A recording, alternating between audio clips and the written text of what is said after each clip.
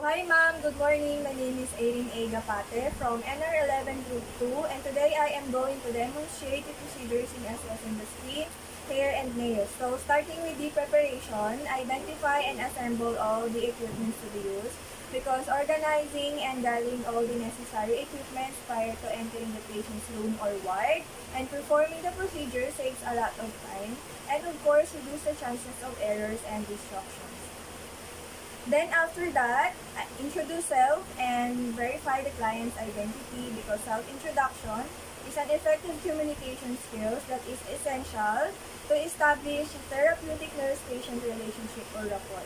While verifying the client's identity ensures that the right patient receives the needed assessment for specific treatment. So, hi sir, good morning. Ako si Aileen. First year nursing student from UDM. Ano pong pangalan niyo, sir? Okay. Ilan taon na po kayo? 21. Okay. Kailan kayo pinanganak, sir? December 17, 21 kayo, sir, no?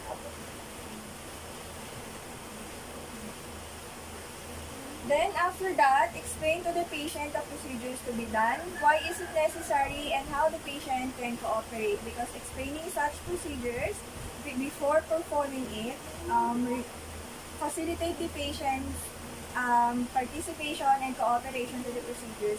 And of course, it allays patient's anxiety. So, sir, ganito, magpakontak po ako ng physical assessment sa inyo kung saan i-inspect ko po or titignan ko yung inyong balat, yung po, pinapati na rin yung noses, sir. And later on, may mga ilan din po akong itatanong sa inyo. Sir, para po malaman natin kung meron pa kayong underlying health problems and matulungan namin kayo agad. Okay lang po ba yun? Okay. Then after that, perform hand hygiene and observe other infection control diseases to, of course, prevent the transmission of microorganisms and protect the patient from further contacting infections.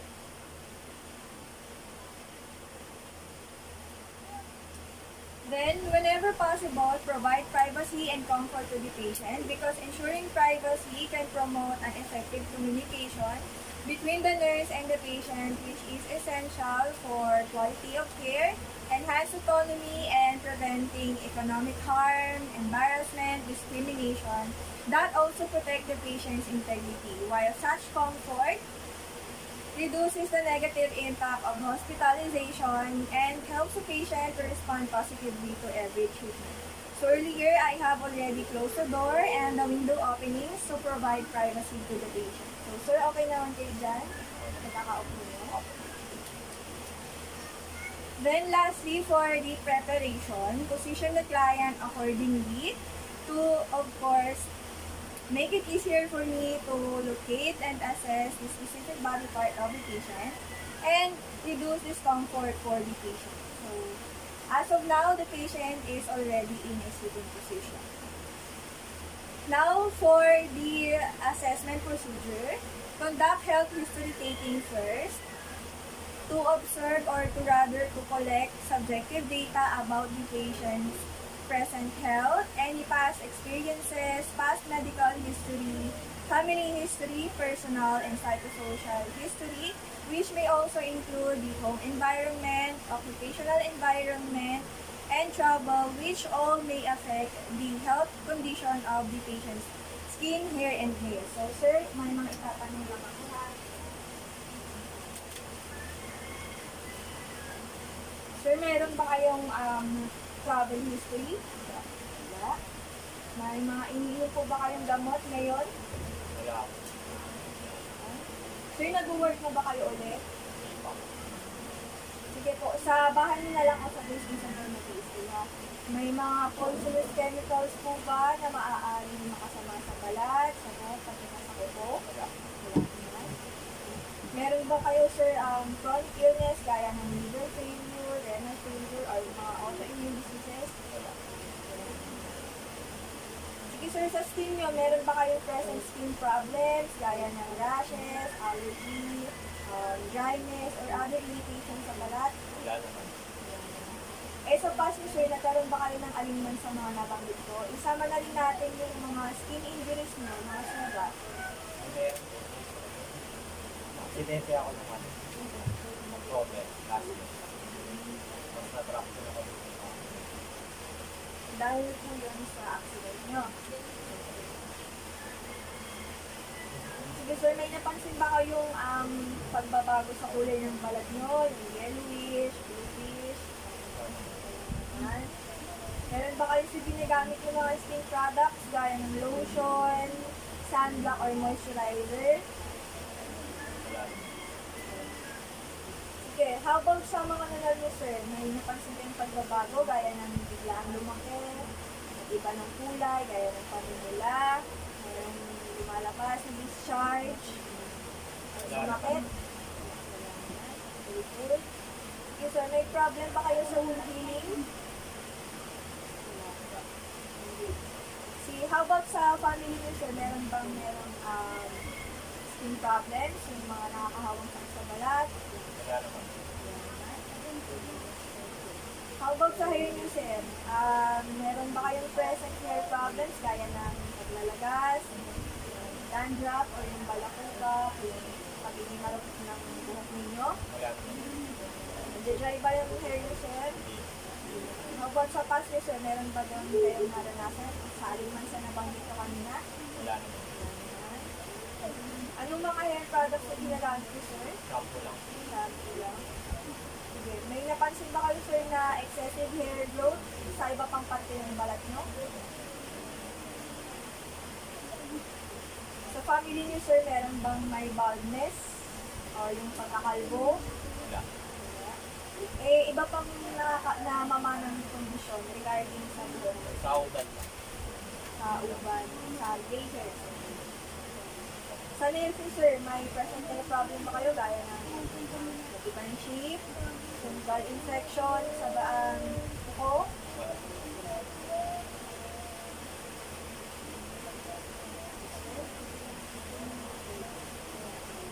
I will now proceed to the assessment of the skin. So, with that saying, I will inspect and palpate the entire skin surface of the patient, and I will take note for the color, texture, moisture, and mobility and skin turgor, because any alteration such as skin discolorations, excessive moisture, excessive dryness, roughness, or decrease and increase skin mobility and turgor may indicate certain health problems and may need an immediate intervention. So, sige, sir, inspect ko yung balat niyo, ha? Dito muna tayo.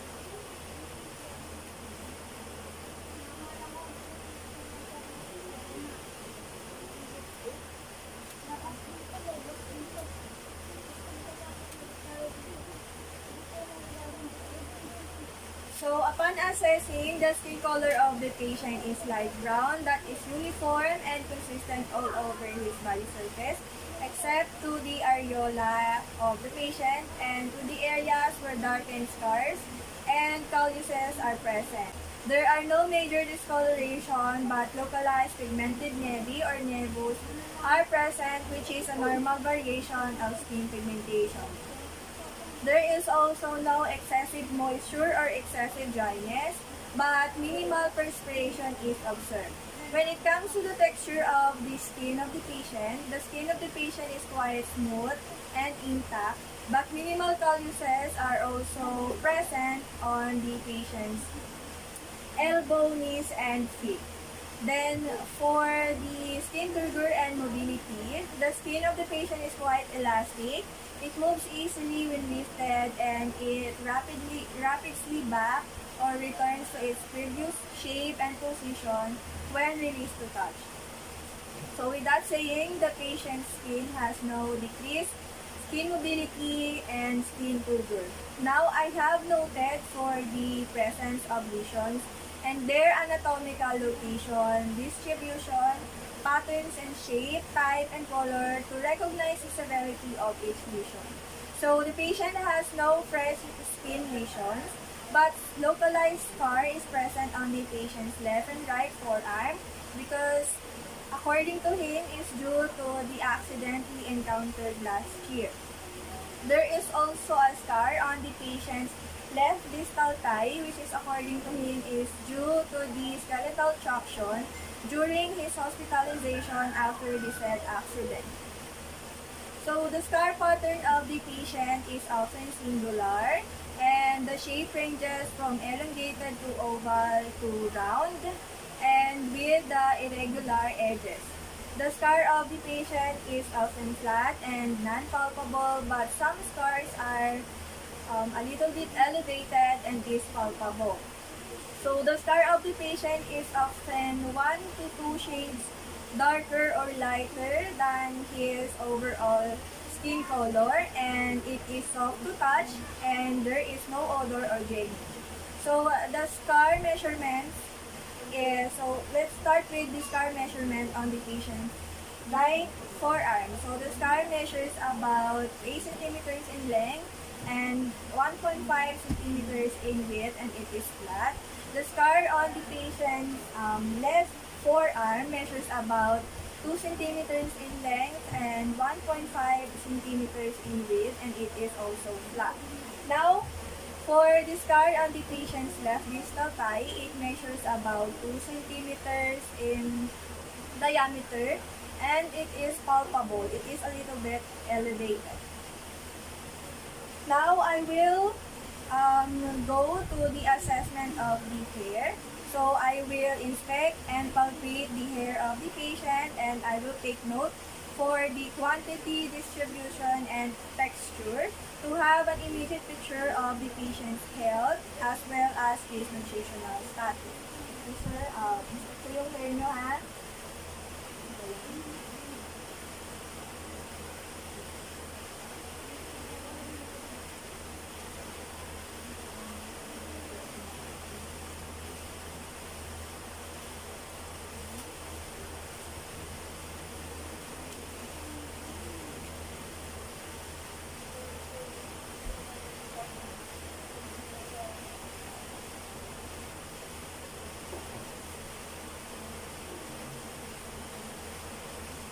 Meron pa, saan pa kayong ibang parte meron mo sa akin?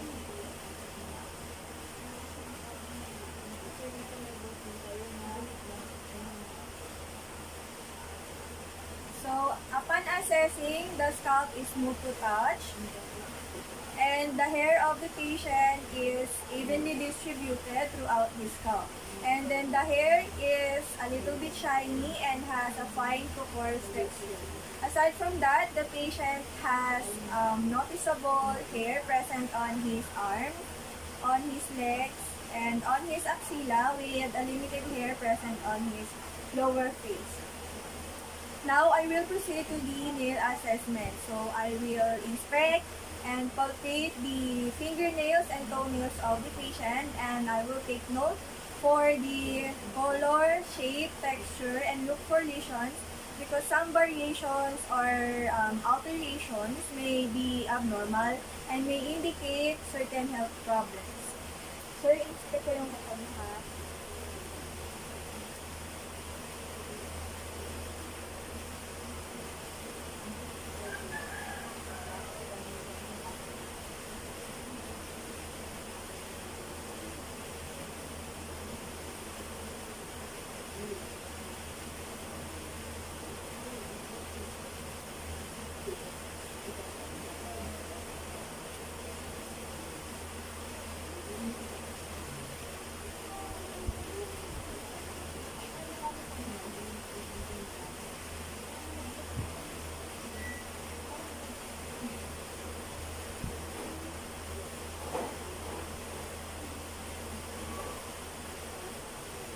Hindi ko sila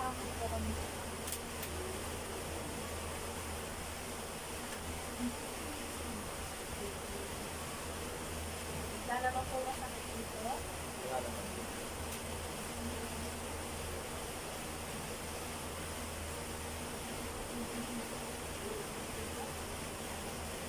So, upon assessing, pink tones on nails are present. The edges are smooth and rounded. The nail surface of the patient appears to be flat and flat in the center and slightly curved downward at the edges. So, the skin adjacent to the nail of the patient is quite intact. And then, the nails of the patient is uniform in thickness. Then the nail base feels firm and adheres to the nail bed. And of course, there is no skin lesion or clubbing present. So after all the assessment, inform the client that the examination is finished to prevent misunderstanding that leaves the patient from waiting too long without knowing that the procedure is already done. So sir, okay na po. I-take note ko na lang yung mga findings natin and pakilate na lang si Sir Jessica. Then after that, perform aftercare procedures as it may help the patient to feel safe and more secure, especially if the patient is elderly and has a mobility problem. Just by helping them to dress up or return to their bed, will return them into their confidence and reduce or lessen embarrassment. So, sir, okay na ha? Balik na kayo ulit sa video. Okay, tulungan ko kayo.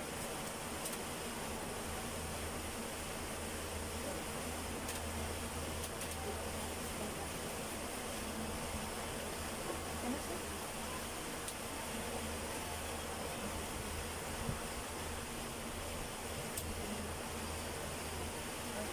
I will now finish documenting all the assessment findings in appropriate forms.